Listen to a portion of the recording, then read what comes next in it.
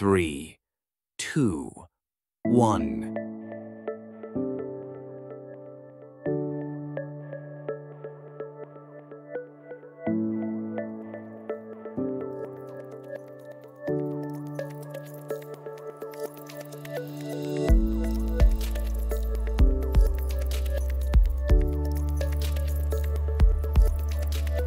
Hello, awesome student. Pada kesempatan kali ini, kita akan mempelajari materi yang ketiga, yaitu capping zinc pada nanopartikel silika mesopori benzotriazol berbasis sekam padi.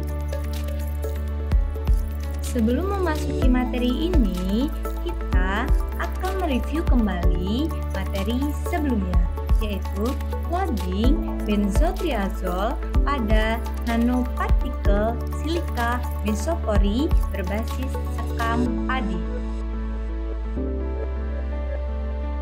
Mengapa nanopartikel silika mesopori atau MSN perlu dipelajari?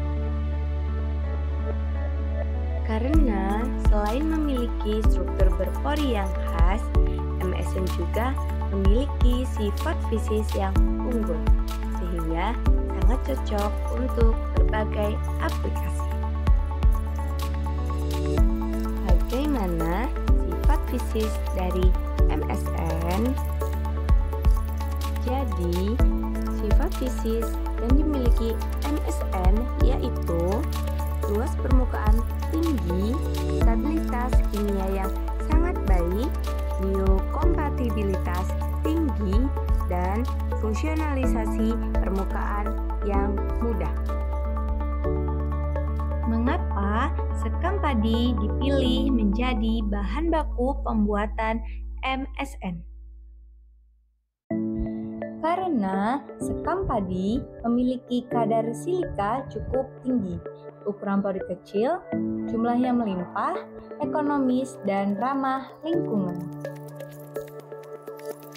Teman-teman tahu nggak apa yang dimaksud dengan benzotriazol? Jadi, benzotriazol atau BTA merupakan senyawa organik heterosiklik berbentuk bubuk putih pada suhu ruang.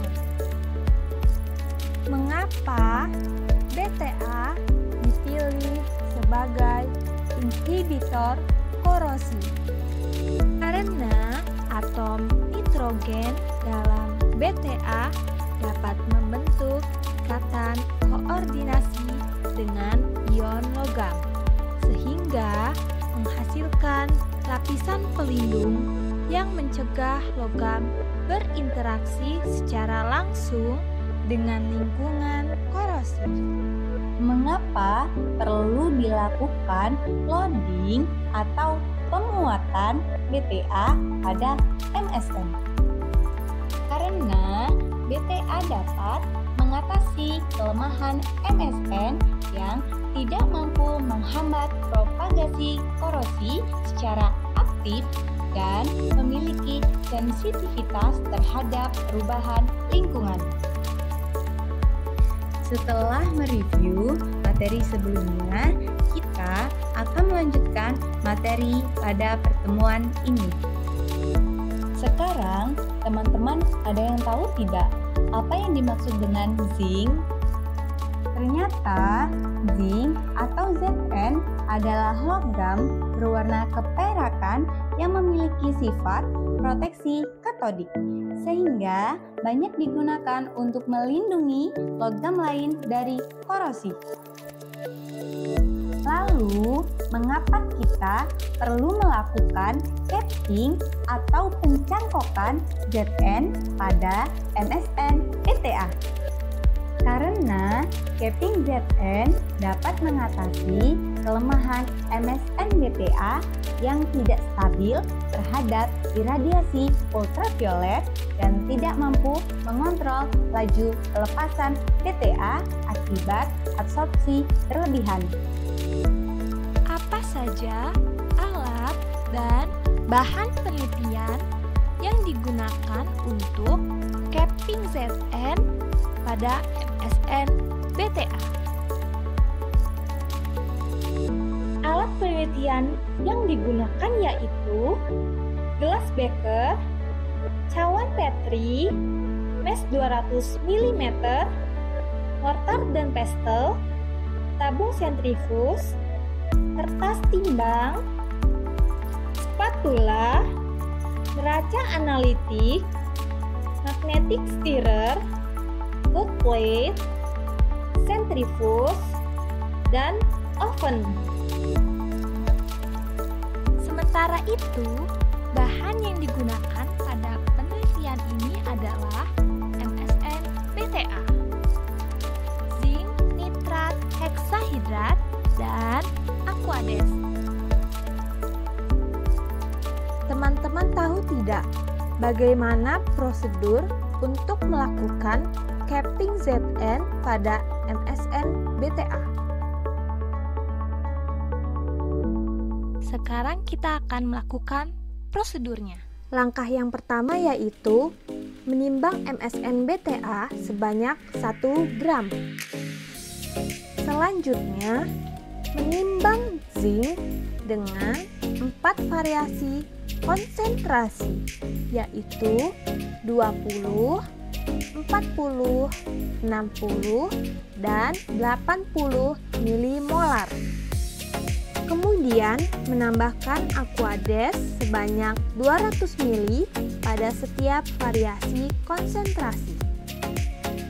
Dilanjutkan dengan memasukkan magnetic stirrer pada setiap variasi konsentrasi. Lalu di-stirrer selama 15 menit. Setelah itu, memasukkan sampel MSN BTA sebanyak 1 gram pada setiap variasi konsentrasi dan melakukan stirrer kembali selama 15 menit dengan kecepatan 600 rpm. Pada tahap ini, larutan dipipet sebanyak 10 ml ke dalam tabung sentrifuge. Setelah kecepatan sentrifuge diatur pada 6800 rpm, proses dilanjutkan dengan melakukan sentrifugasi selama 30 menit. Mengeluarkan sampel setelah proses sentrifugasi selesai dan menuangkan cairan agar terpisah dari endapan. Mengeringkan endapan MSN BTA ZN dengan berbagai variasi konsentrasi menggunakan oven dengan suhu 100 derajat Celcius selama 3 jam. Menggerus sampel yang sudah dikeringkan dengan menggunakan mortar dan pestle. Melakukan penyaringan dengan mes ukuran 200 mm serta menggunakan spatula sebagai alat bantu. Terlihat dalam gambar, sampel hasil capping ZN pada MSN BTA berwarna putih.